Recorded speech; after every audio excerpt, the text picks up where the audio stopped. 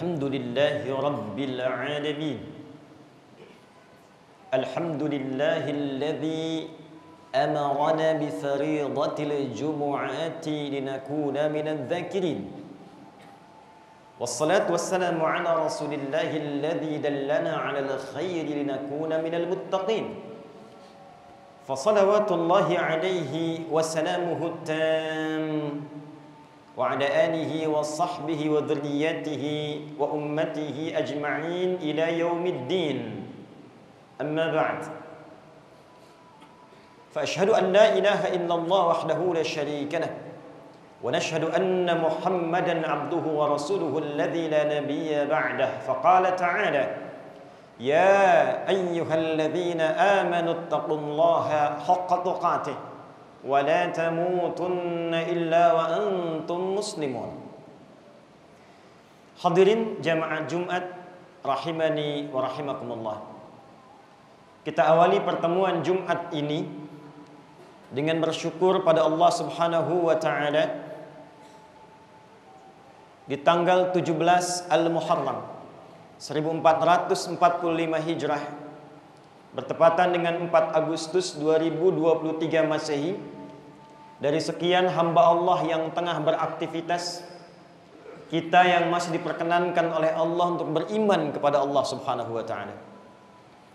Kita juga bersyukur dari sekian hamba Allah yang mengaku beriman kepada Allah, kita yang masih diberikan hidayah dan terpilih untuk membuktikan keimanan itu dengan menunaikan ibadah Jumat di Masjid Taqwa ini. Tidaklah Allah memanggil ibadah Jumat dengan kalimat Islam, tidak juga dengan sekedar pengakuan beriman, tapi panggilannya ditujukan kepada orang yang betul-betul ingin mengimplementasikan keimanannya kepada Allah. Bahkan diturunkan dengan nama surahnya, surah ke-62 Al-Jumu'ah di ayat yang ke-9. Ya ayyuhalladzina amanu idza nudiya lis-salati min yaumil jumu'ati fas'au ila dzikrillah. Ya ayyuhalladzina amanu, hai semua orang yang telah menyatakan beriman. Ya harfun nida linida'il qarib wal mutawassit wal ba'id. Ya huruf untuk memanggil, disebutkan 361 kali dalam Al-Quran, memanggil yang dekat, menengah dan jauh. Ayyuha, ayyunya munada berfungsi menguatkan, haknya tanbih berfungsi mengingatkan. Disebutkan 150 kali dalam Al-Quran, menunjuk bahwa jika ada informasi yang disampaikan dengan ayyuha, informasinya begitu penting sehingga Allah harus mengingatkan dan menguatkan. Alladzina disebutkan 1080 kali dalam Al-Quran, mencakup semua tanpa kecuali. Besar, kecil, tua, muda, berjabatan, tak berjabatan, apapun profesinya.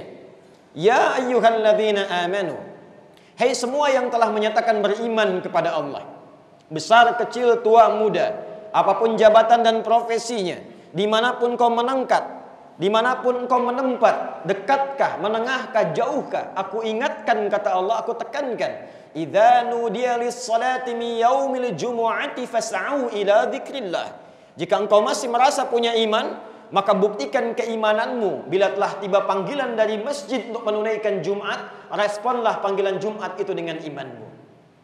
Berbahagialah di antara sekian hamba Allah yang beraktivitas, kita yang masih diberikan hidayah oleh Allah untuk mempertahankan iman itu dan membuktikannya dengan menunaikan Jumat di Masjid Taqwa ini. Semoga Jumat ini menjadi Jumat terbaik dari sekian Jumat yang pernah kita tunaikan. Hadirin, dalam setiap kesempatan Jumat, di antara hal yang menarik, Rasulullah SAW senantiasa menyisipkan dalam salah satu pesan kuatnya sebelum memulai khutbah Jumat, beliau mengingatkan kepada seluruh umatnya untuk meningkatkan takwa kepada Allah. Dan kelak itulah yang akan diwarisi oleh seluruh umatnya saat berkhutbah, dengan mengutip khususnya Quran surah ketiga Ali Imran di ayat ke-102. Tatkala Allah berfirman, A'udzubillahi minasyaitonir rajim, Bismillahirrahmanirrahim. Ya ayyuhalladzina amanu taqullaha haqqa tuqatih wa la tamutunna illa wa antum muslimun. Hai semua yang telah menyatakan beriman kepada Allah, tingkatkan takwamu dengan cara yang benar, haqqa tuqatih, dengan serius, dengan sungguh-sungguh. Wa la tamutunna illa wa antum muslimun. Dan jaga betul takwa itu selama engkau hidup di dunia ini. Pertahankan itu, pastikan jangan sampai engkau wafat kecuali memegang spirit takwa itu dalam keadaan tunduk patuh pada Allah Subhanahu wa taala. Hadirin, pertanyaannya, apa yang penting dari takwa itu?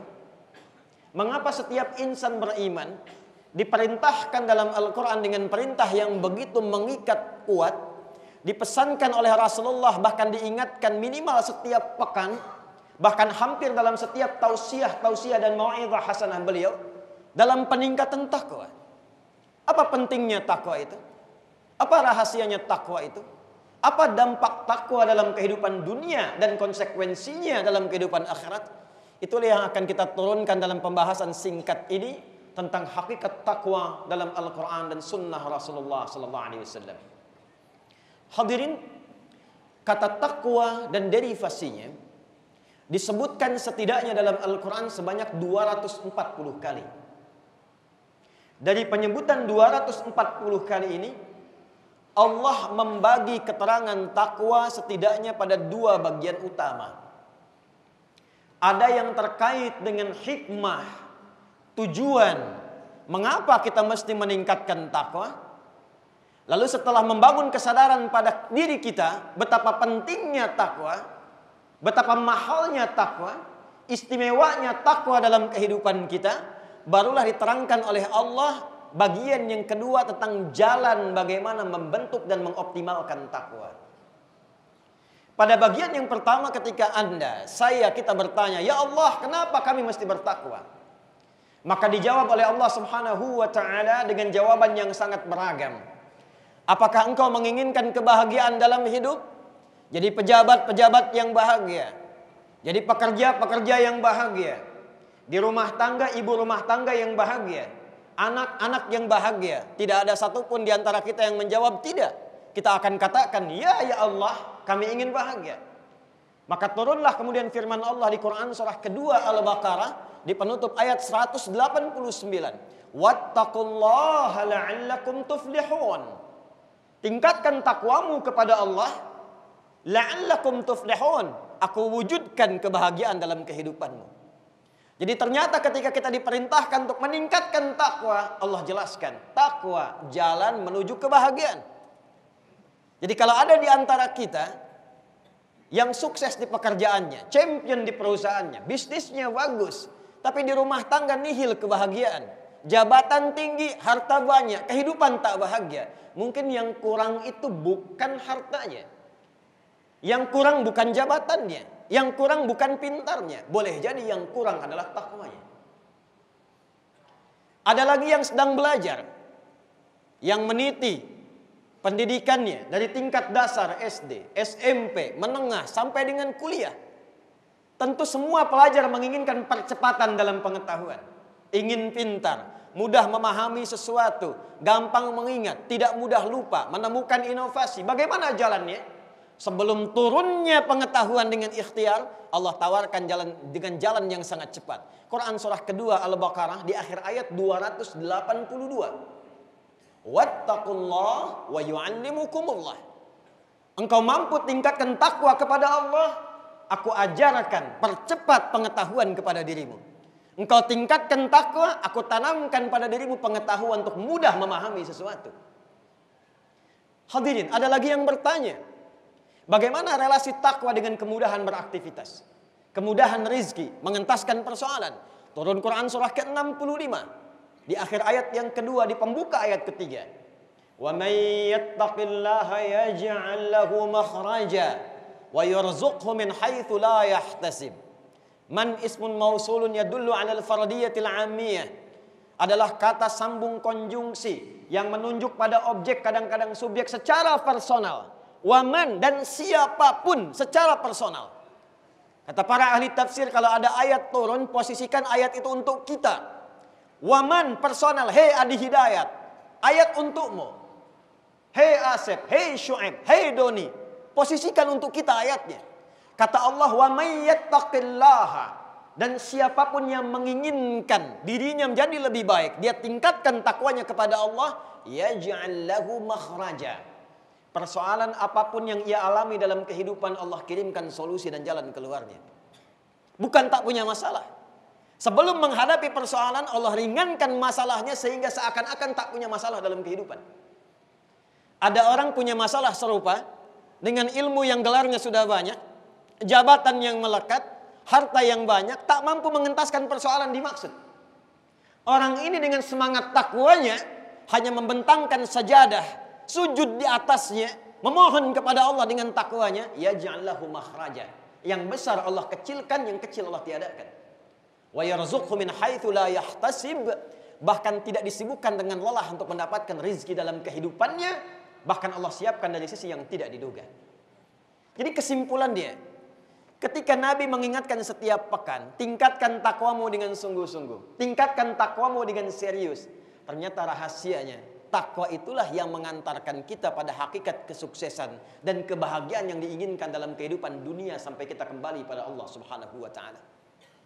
Itu yang menjadikan pendidikan Nabi kepada para sahabat, takwa sebelum ilmu, takwa sebelum harta, takwa sebelum jabatan. Ini yang menjadikan semua sahabat-sahabat itu sukses, salihun, saleh dan muslihun, memberikan solusi di zamannya. Perhatikan bagaimana sahabat Abu Bakar As-Siddiq, Utsman bin Affan, Abdurrahman bin Auf radhiyallahu taala anhum jami'an. Sebelum masuk Islam, sebelum mereka mengenal takwa, kaya, dagang, tapi kehidupannya biasa. Setelah mereka mengenal takwa, dekat dengan Allah, punya konektivitas dengan Allah, bahkan pada kegiatan yang mereka lakukan dibuka seluas-luasnya sehingga mencapai level yang tidak pernah dibayangkan bahkan hingga di era kekinian. Siapa Utsman yang bahkan setelah 15 abad dari wafatnya masih memiliki aset sekarang berwujud hotel di Madinah itu. Dan hasilnya disimpan di Bank Saudi dengan namanya. Disedekahkan untuk kebutuhan umat Islam di dunia ini. Abdurrahman bin Auf, dari yang modalnya hanya pakaian, dilatih oleh Nabi SAW dengan spirit takwa. Mendekati Allah dengan sebenar-benarnya haqqa tuqatih. Dihitung asetnya dikonversi setara dengan 4 miliar dolar kekinian. Hadirin begitu pula dengan sahabat-sahabat yang lainnya. Siapa Ali bin Abi Thalib sebelum mengenal Islam? Yang ketika masuk Islam Allah tanamkan percepatan pengetahuan kepadanya. Abu Hurairah masuk Islam di tahun ke-7, 3 tahun sebelum Nabi Muhammad SAW wafat.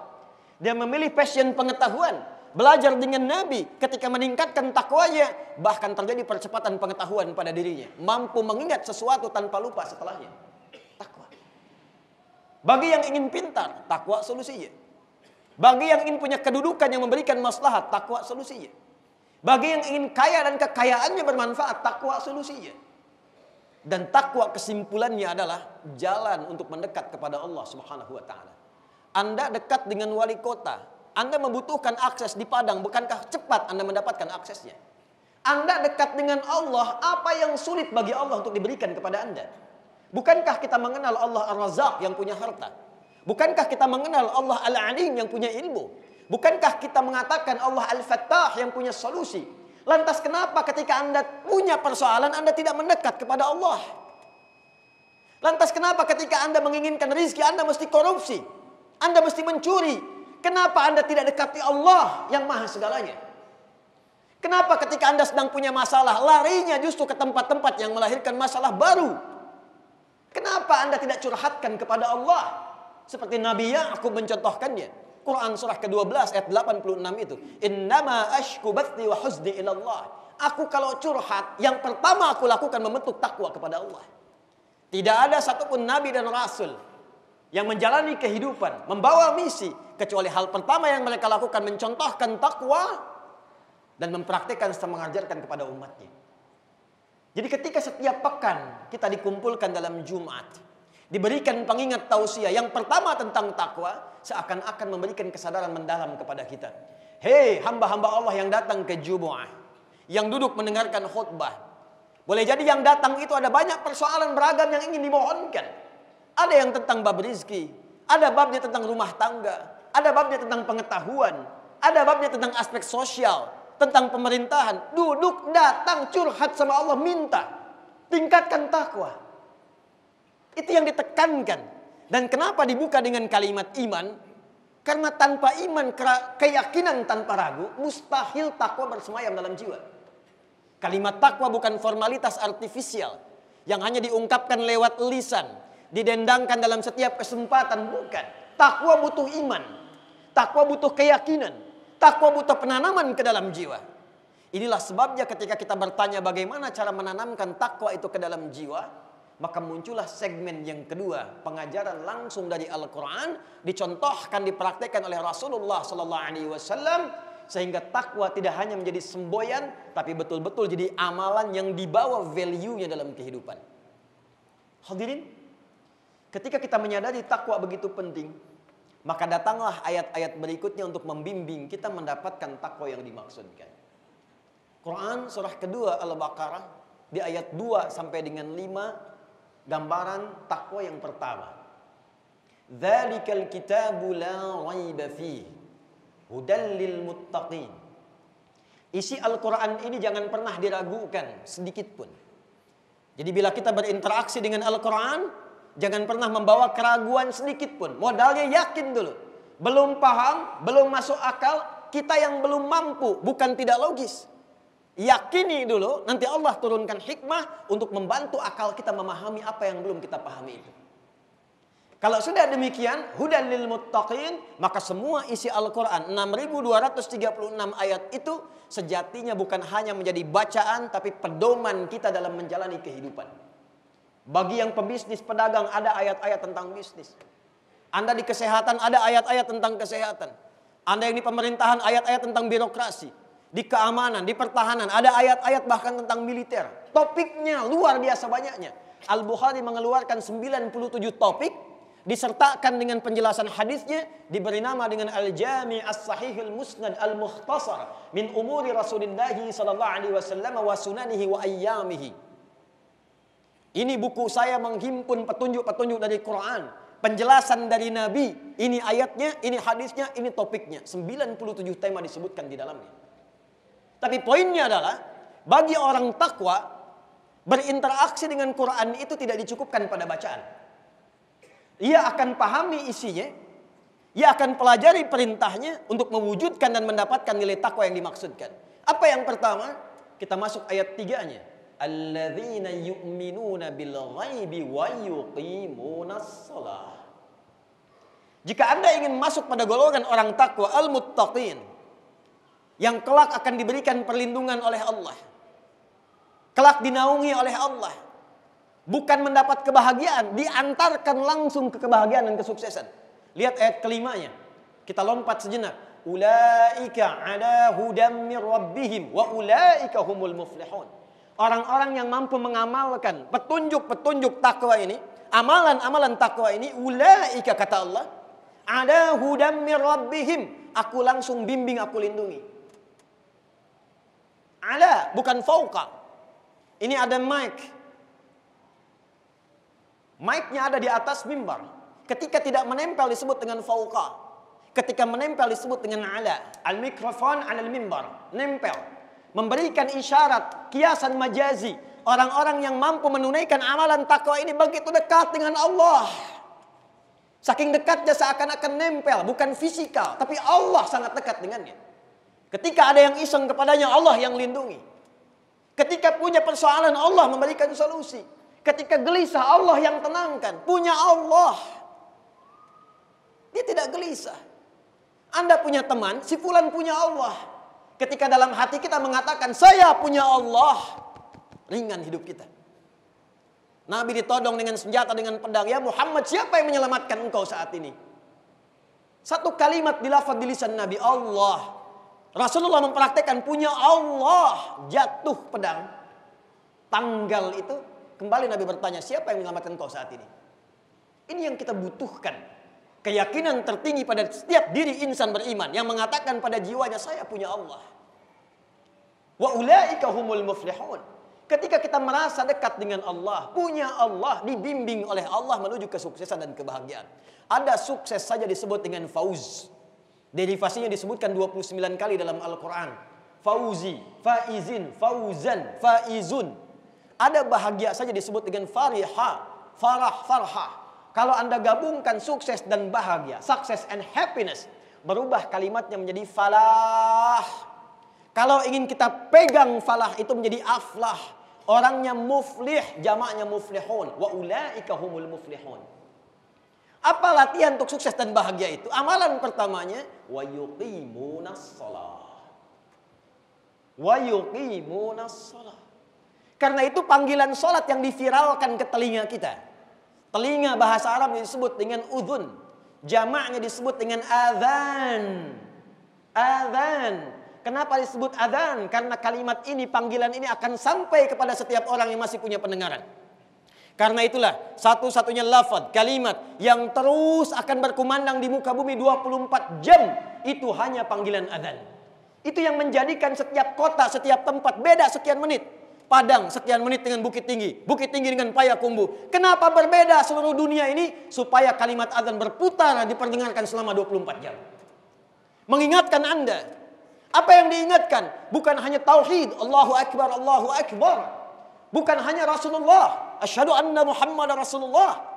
Tapi penting kita dekat dengan Allah, Allahu Akbar, Allahu Akbar. Penting kita asyhadu an la ilaha illallah. Penting kenal Rasulullah. Wa asyhadu anna Muhammad Rasulullah. Supaya dengan kenal Allah, tahu cara beraktivitas, ikut petunjuk Rasulullah, apa yang didapatkan? Hayya 'alal falah. Bukankah ada falah di situ? Kapan kita bisa mendapatkan falah? Ketika amalan falah kita lakukan. Karena itu amalannya ditempatkan sebelum falah. Hayya 'alas shalah. Hayya 'alas shalah. Ayo salat. Anda bertanya, ya Allah, kenapa mesti salat? Allah jawab, kamu tidak salat pun tidak akan menurunkan status Allah sebagai Rabbul Alamin. Tidak akan turun status Allah sebagai Tuhan. Jadi kita diminta salat itu bukan sekedar membuktikan keberimanan kita kepada Allah, menetapkan kita hamba Allah Tuhan. Buktinya apa? Salat. Tapi menariknya kata Allah, bukan cuma itu yang harus kau lakukan. Aku ingin saat engkau salat, value dari salat, hikmah salat, makna salat, itu engkau bawa dalam kehidupan, sehingga dengan itu engkau mendapatkan falah. Itulah rahasianya. Karena itu kalau kita ngaji bab salat dalam Quran, keluarkan ayatnya, salat diperintahkan 5 waktu yang wajib dalam sehari, dan ternyata manfaat salat kita temukan 5 yang pokok dalam kehidupan. Orang yang salatnya benar, cepat dimudahkan doanya dijawab oleh Allah Subhanahu wa taala. Quran surah ketiga Ali Imran ayat 38 sampai dengan 39. Nabi Zakaria sudah dalam keadaan sepuh, rambut memutih, fisiknya letih, istrinya divonis secara medis, mohon maaf, monopos dan mandul, tak mungkin punya keturunan. Apa yang dilakukan oleh beliau? Bangkit menunaikan salat di mihrabnya Maryam, memohon kepada Allah. Hunalika da'a Zakaria rabbah. Qala rabbi habli min ladunka dzurriyyatan thayyibah innaka sami'ud du'a.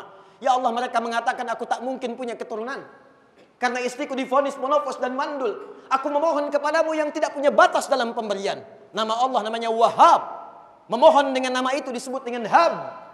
Engkau pasti mendengar doa hamba ya Allah. Kalau kepada yang Maha mendengar hamba mohonkan tidak dikabulkan, kepada siapa lagi hamba mesti memohon?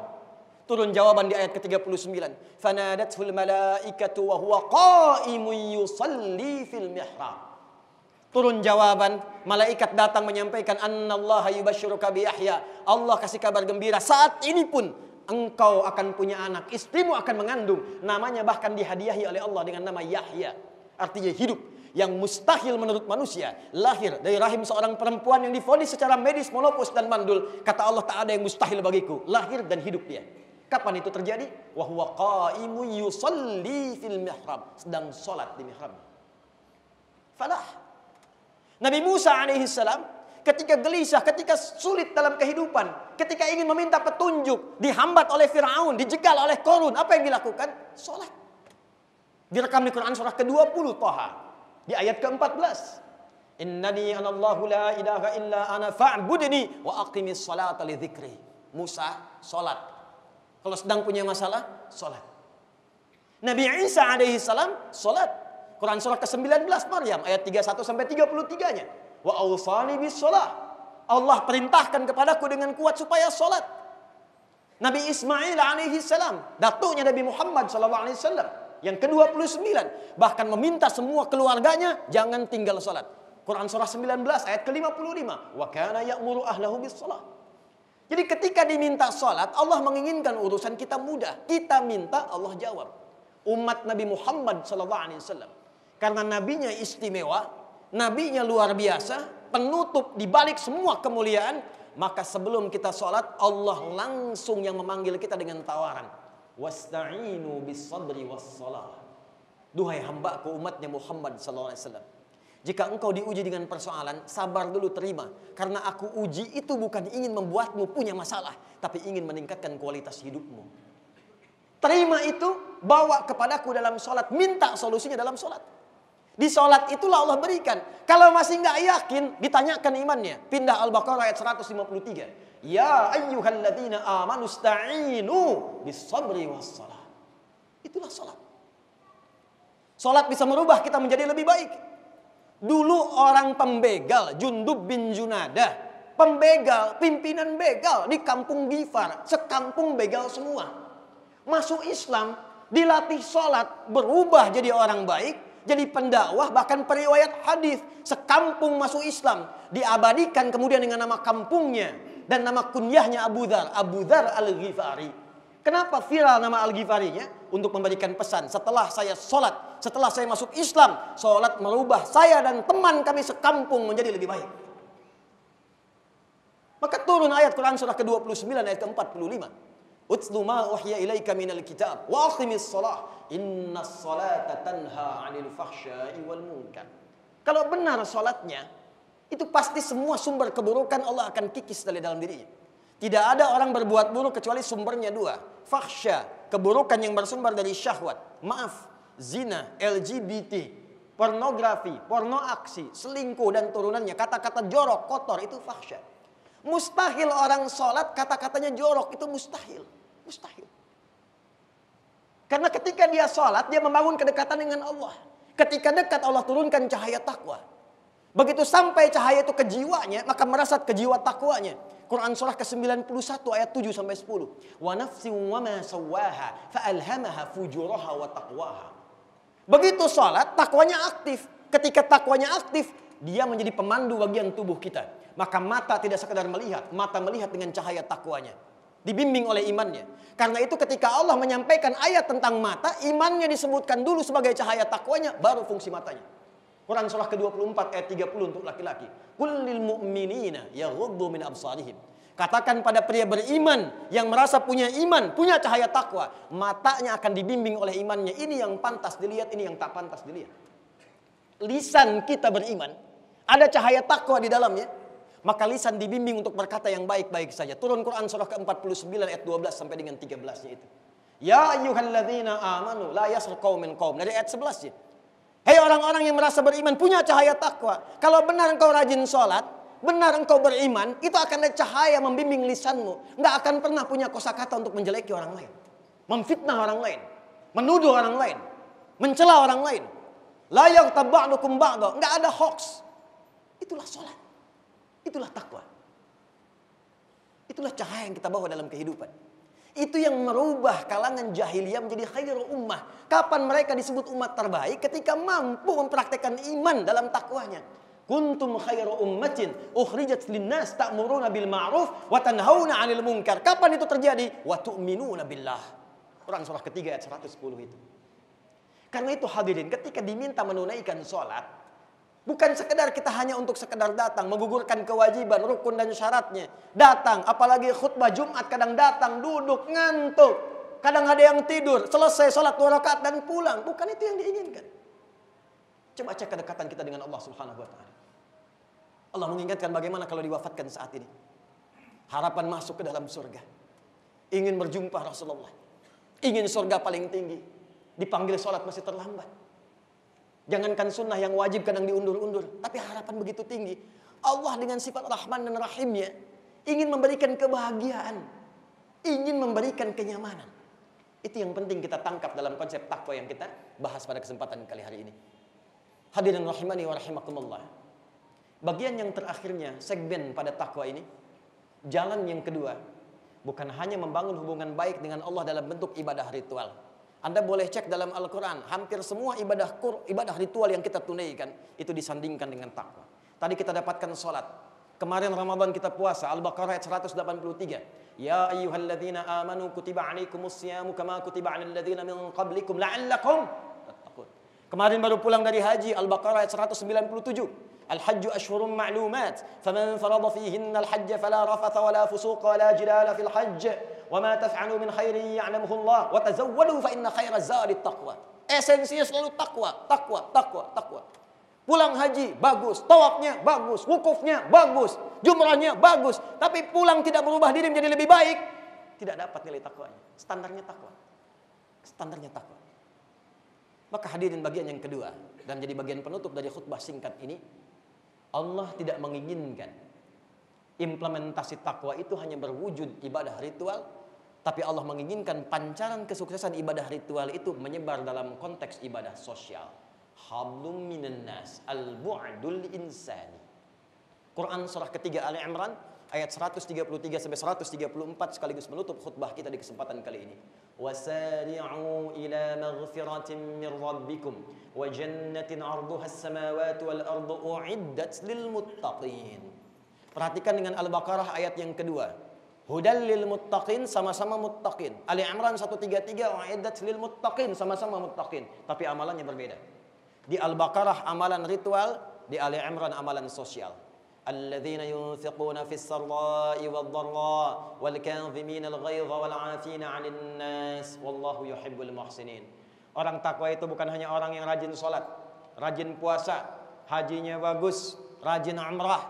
Kata Allah, orang-orang itu mampu mengimplementasikan value, nilai dari setiap ibadah ritual itu yang dia pancarkan dalam kehidupan sosial. Dia gemar berbagi dengan sekitarannya. Dia punya sifat pemaaf. Dia menahan amarah, enggak senang konflik, tidak menjadi provokator. Wallahu yuhibbul muhsinin, dan nampak banyak kebaikannya, senyumnya, baiknya, berbaginya, ramahnya, tawadhu'nya. Setiap Jumat itu yang diingatkan oleh Rasulullah kepada kita. Jangan sampai tiap Jumat datang duduk khutbah, kelihatan rajin ikut ta'lim, rajin ngaji, tapi lisannya pun rajin mencela orang lain. Di rumah belum selesai dengan keluarga, dengan orang tua. Ketika Anda duduk di sini khusyuk memohon, bagaimana hubungan dengan orang tua? Mungkin ada hajat yang belum selesai, ada konflik yang belum tuntas, bahkan tertinggal sampai wafat. Bagaimana menyelesaikannya? Boleh jadi banyak kesuksesan terhambat bukan karena rajinnya kita menunaikan sholat, tapi mungkin hubungan yang kurang baik dengan sesama. Maka Allah memberikan hukum, rajin sholat tapi buruk dengan tetangga, itu bisa mencegah kebaikan-kebaikan kita dapatkan. Rajin sholat tak baik dengan orang tua, itu bisa mencegah keberkahan yang seharusnya cepat bisa kita raih. Karena itu ketika disebutkan takwa dalam setiap kesempatan Jumat, maka tanamkan dua hal pada diri kita. Bila diwafatkan pada saat ini, sejauh mana hubungan kita dengan Allah dari ibadah ritual yang telah kita kumpulkan itu, dan sejauh mana hubungan baik dengan manusia sekitaran kita yang saat ini kita banyak berinteraksi dengan mereka. Jangan sampai kita dikalahkan oleh anak-anak kecil yang bahkan belum balik. Seorang Mu'adz, matanya buta, dia tinggal di Mesir.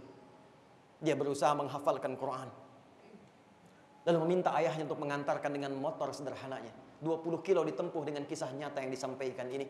Maka dia bolak-balik untuk belajar Quran, sampai ketika kemudian anaknya yang dibonceng matanya tak melihat, itu dia hafal Quran. Ayahnya yang mengantarkan belum hafal. Setiap di jalan murajaah. Ketika viral kisahnya di Timur Tengah, datang seorang wartawan bertanya, "Ya Mu'adz, kalau diperkenankan Allah mengabulkan doamu saat ini dengan Quran yang telah kau hafalkan, apa yang kau minta?" Wartawan itu menduga dia akan berdoa dengan permohonan Imam Al-Bukhari lewat ibundanya, yang dengan ketaatannya minta disembuhkan buta permanennya. Tapi Mu'adz berkata lain. Dia katakan, "Wallahi, jika saya diperkenankan bermohon di hadapan Allah dan dikabulkan, saya akan memohon kepadanya dalam keadaan saya berdiri dihisab sendirian di hadapan Allah.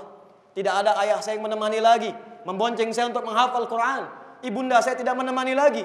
Saya ingin mengatakan, ya Allah, jikapun amalan saya belum cukup saya bawa pulang untuk menghadapmu saat ini, mohon ringankan siksaku di neraka dengan Quran yang telah aku hafalkan itu." Anak kecil, mata tidak melihat, orang menyebutnya dengan buta. Dia belum balik. Dia berusaha menghafalkan Quran untuk membawa hujah di hadapan Allah saat hari kiamat. Anda diberikan 40 tahun, 50 tahun, 60 tahun. Waktu enak, keadaan banyak, fasilitas lengkap. Untuk sekedar baca Quran saja Anda belum punya waktu. Dan Anda mengharapkan surga Firdaus. Anda mengaku umat Rasulullah. Rasulullah itu orang yang sangat lembut. Orang yang sangat luar biasa baiknya, ramahnya, tawadhu'nya, tegas dalam kemungkaran, tapi sikapnya masih baik. Bagaimana sikap melebihi Rasulnya? Yang kasar kata-katanya. Mengaku umat Rasulullah, lisannya kasar. Kelembutannya hilang.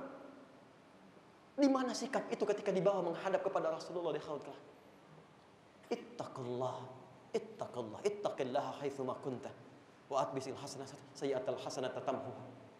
Nasihat Rasulullah kepada Mu'adz bin Jabal dan Junub bin Junadah diabadikan oleh Imam An-Nawawi dalam hadis nomor 18 dalam Al-Arba'in. Nabi menyampaikan, jaga takwa dimanapun Anda berada. Jaga hubungan dengan Allah, jaga hubungan dengan sesama. Pulanglah ke rumah masing-masing menjadi ayah yang baik, jadi suami yang baik. Damaikan kehidupan keluarga sebelum kita hidup bernegara.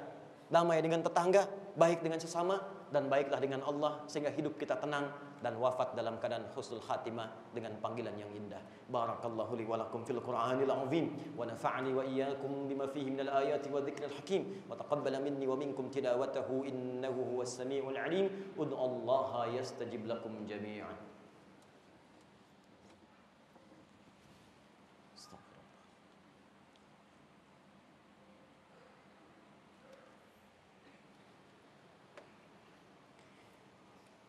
الحمد لله الذي حثنا على أن نكون من المتقين والصلاة والسلام على رسول الله الذي دلنا على طرق التقوى لنصبها من المتقين فصلوات الله عليه وسلامه التام وعلى آله وصحبه أجمعين وبعد.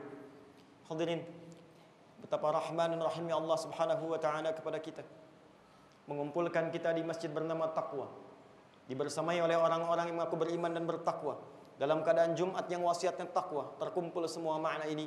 Bila terkumpul tempat yang baik, orang yang baik, dalam waktu yang baik, maka disitulah kemudian ada ijabah doa yang Allah sampaikan dengan cepat dan melewati batas-batas hijab.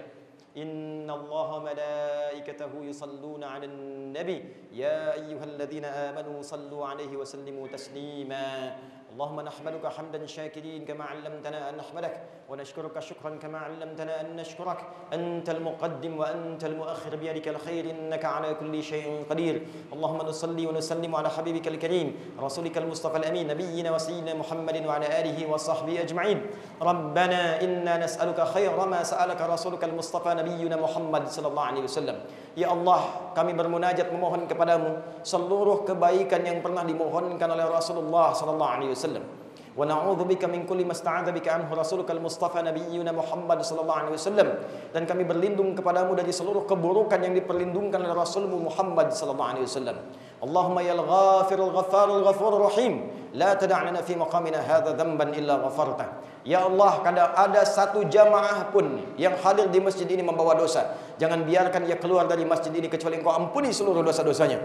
Wala hamman illa farajtah. Jika ada di antara kami yang datang membawa kegelisahan, jangan biarkan ia pulang dari Jumat ini kecuali Engkau telah tenangkan keadaan hatinya. Allahumma wala asiran illa yassartah. Ya Allah, kami menyadari satu di antara kami mungkin ada yang datang Jumat membawa kesulitan dalam hidupnya. Jangan biarkan ia pulang dari Jumat ini kecuali Engkau telah mudahkan seluruh urusan kehidupannya. Allahumma wala hajatan min hawaijid dunya wal akhirati fiha laka ridwan wa fiha lana salah illa qadaitaha ya arhamar rahimin. Allahumma ya Allah alif baina qulubina wahdi ya Allah kullal ansat liyatubu ilaika taubatan nasuha.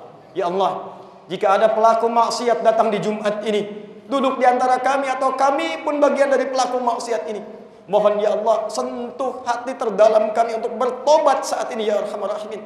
Ya Allah, jangan biarkan kami wafat kecuali dalam keadaan kami telah bertobat kepadamu ya rabbal alamin. Allahumma alif baina qulubina ati anfusana taqwaha wa zakkiha anta khairum man zakkaha anta waliyuha maulaha. Ya Allah, mohon jernihkan jiwa kami, tanamkan sifat takwa dalam hati kami. Engkau yang menguasai jiwa kami, jauhkan kami dari kotoran-kotoran yang dapat merusak keadaan hati kami. Allahumma ya arhamar rahimin, ij'al baqiyata hayatina hayatan thayyibah wa akhir wafatina husnal khatimah. Ya Allah, jadikan sisa hidup kami setelah Jumat ini sisa hidup yang lebih baik daripada hari-hari sebelumnya. Tubna ilaika taubatan nasuha kami bertaubat di Jumat ini kepadamu ya Allah dengan taubat nasuha. Allahumma ighfir lil aba al hadirin fi hadhihi al jum'ah idza kana hunalika min al aulad ya Allah asauka bisababi auladihim bisababi walidihim ya Allah, jika ada para ayah yang hadir di Jumat ini dan mendapati anak-anak bermaksiat kepadamu karena ulah atau sebab ayahandanya, maka ampuni para ayah yang hadir di Jumat ini ya Allah. Ampuni kedua orang tuanya ya Allah. Ampuni dosa anak-anak mereka ya Allah. Ampuni dosa keluarga kami ya Allah. Allahumma barik hadhil madinati Padang ya arhamar rahimin. Ya Allah, berkahi kota Padang ini ya arhamar rahimin. Wahfad umara'aha ya arhamar rahimin.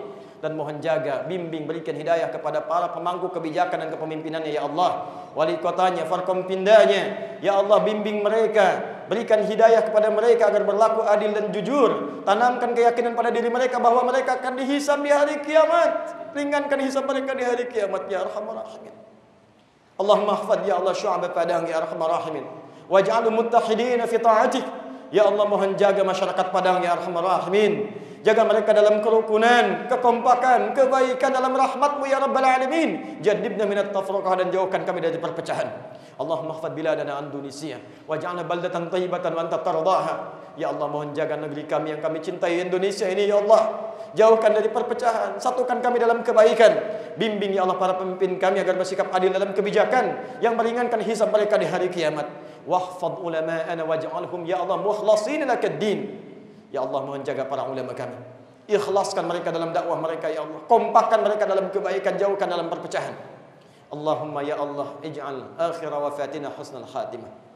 Khafif lisanana linaqula kalimat at-tauhid la ilaha illallah Muhammadur Rasulullah. Ya Allah, bila pun Jumat ini tiba waktu kami untuk berpulang, bila kami wafat di Jumat ini, kami mohon ya Allah, ringankan lisan kami untuk mengucap kalimat tauhid dalam sakaratul maut kami, la ilaha illallah Muhammadur Rasulullah. Wa nadana ya Allah biqaulika ya ayyatuhan nafsul mutmainnah, ya ayyatuhan nafsul mutmainnah. Dan mohon jawab kalimat kami dengan panggilan-Mu yang indah, hei jiwa-jiwa yang tenang. Irji'i ila rabbika radiyatan mardiyah.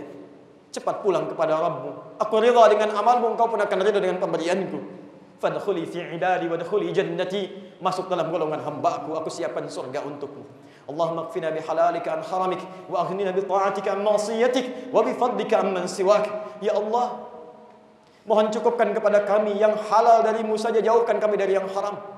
Mohon dekatkan kami dengan segala keutamaan dari-Mu ya Allah, dan jauhkan dari yang selain-Mu, dan berikan kami kekuatan untuk istiqamah sampai kami kembali kepadamu. Rabbana atina fid dunya hasanah wa fil akhirati hasanah wa qina adzabannar. Wa sallallahu ala sayyidina Muhammad wa ala alihi wa sahbihi ajma'in. Wa akhiru da'wana subhanakallahumma wa bihamdika asyhadu an la ilaha illa anta nastaghfiruka wa natubu ilaik. Wa akhiru da'wana alhamdulillahi rabbil alamin. Wa qumu ila salatikum yarhamukumullah.